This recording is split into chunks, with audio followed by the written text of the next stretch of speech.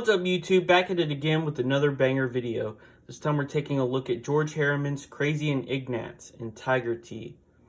So this is from the comic strip Krazy Kat, which ran from 1913 to 1944. If you're unfamiliar with it, this character, this is Krazy Kat, this is Ignatz Mouse, and this is Officer Pup.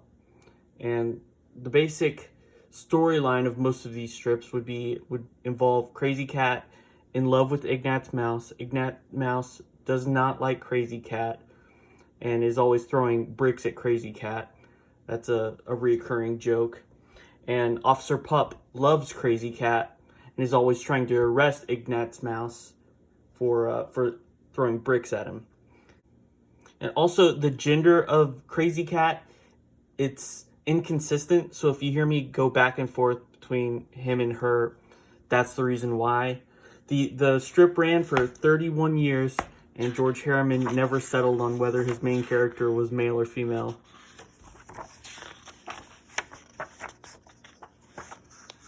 Here's a picture of George Harriman. That's what he looked like. The average Krazy Kat strip would just be a gag-a-day type of strip, just one joke per day. And this was one of the only continued storylines in the entire run, this Tiger Tea storyline. And it's about Krazy Kat finding this bag of catnip called Tiger Tea. And people in the introduction, there were people writing about what people speculate that Tiger Tea might represent. Some people say, it could be marijuana or it could be alcohol, both of which have evidence to support it. The prohibition had just ended a few years before this story came out, so it could have been about that. There was also a lot of anti-weed propaganda in media at this point, like Reefer Madness.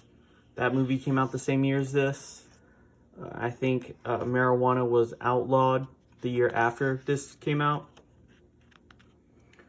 So either interpretation has some level of validity to it. Krazy Kat is set in a fictionalized version of the real-world county of Coconino County, Arizona,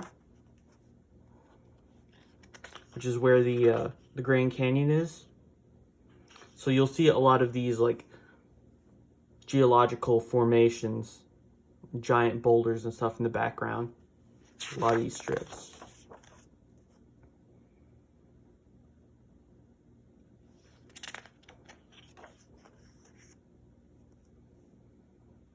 They also said in the introduction that Krazy Kat was one of President Woodrow Wilson's favorite comic strips when he was president.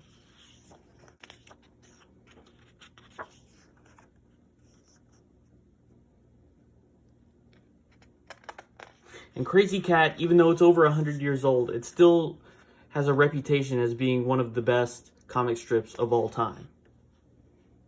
It has a massive following. And it even has an award named after it, the Ignatz Award, which is given away at the Small Press Expo every year. The award itself is in the shape of a brick, referencing, the brick that Ignatz is always throwing at Krazy Kat.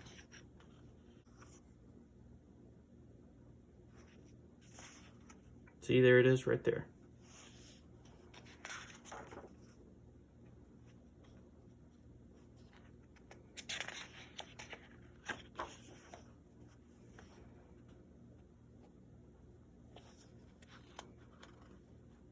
And I love the black and white art of Krazy Kat. It's a simple aesthetic.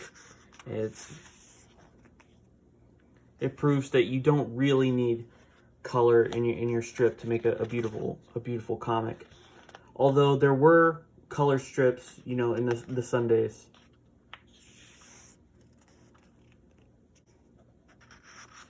So George Harriman, he passed away in 1944, and it wouldn't be until decades later that it was revealed that he was actually of mixed race.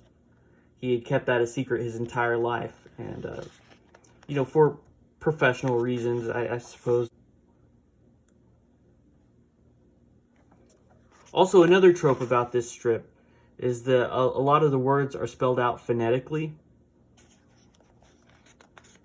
which is sometimes it can be hard to read, but you read it out loud and it helps.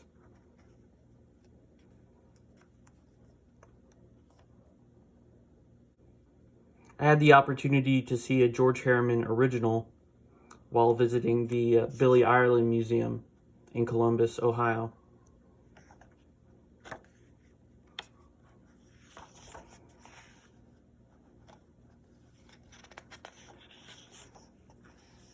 So you could see how this comic strip would be influential in the slapstick cat and mouse cartoons that would follow this, like Tom and Jerry, of course. This is Itchy and Scratchy before they existed.